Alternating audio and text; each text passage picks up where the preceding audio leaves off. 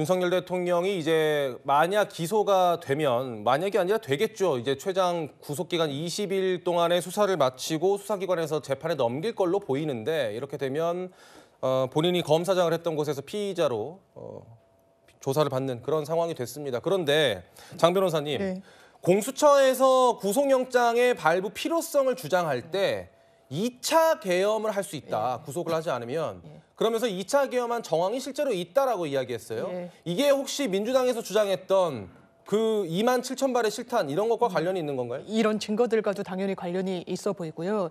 영장 청구할 때 저희가 대단히 도식적인 상황을 많이 말씀드리지 않습니까? 범죄의 소명이 돼야 되고 증거인멸 도주 우려. 근데 딱 그 틀거리에서만 판단을 하는 게 아닙니다. 이를테면 법원을 설득하기 위해서는 저를 풀어주시더라도 피해자한테 2차 위해를 가하지 않고 다른 재범도 저지르지 않고 여러 정황들을 이야기하기 마련인데, 공수처로서는 윤석열 대통령이 구속되지 않은 상태에서 그냥 불구속 수사를 받게 된다면 상당히 대한민국이 위태로워질 수 있다. 그 이유 중에 하나는 실탄이 국회로 반입됐다라는 이런 정황도 있지만, 사실상 사령관들의 진술도 확보된 부분이 있습니다.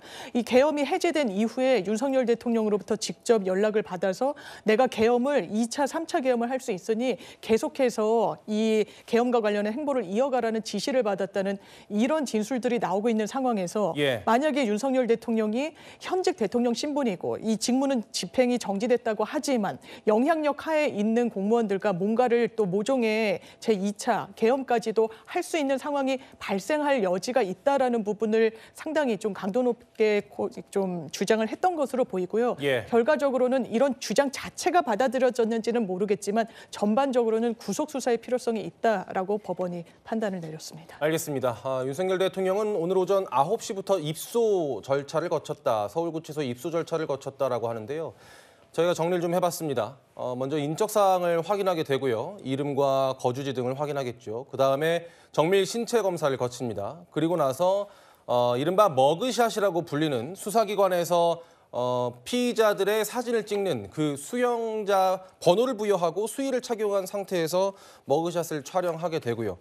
그렇게 된 다음에는 독방에 일단 수용을 하게 될 가능성이 높습니다. 윤석열 대통령이 수감이 될 세평 독방을 저희가 그림으로 조금 표현해봤는데 이런 구조가 될 것이다라고 보입니다. 윤석열 대통령에 대한 구속영장 발부와 그걸 둘러싼 지지자들의 법원 난입 상황까지 알아봤습니다.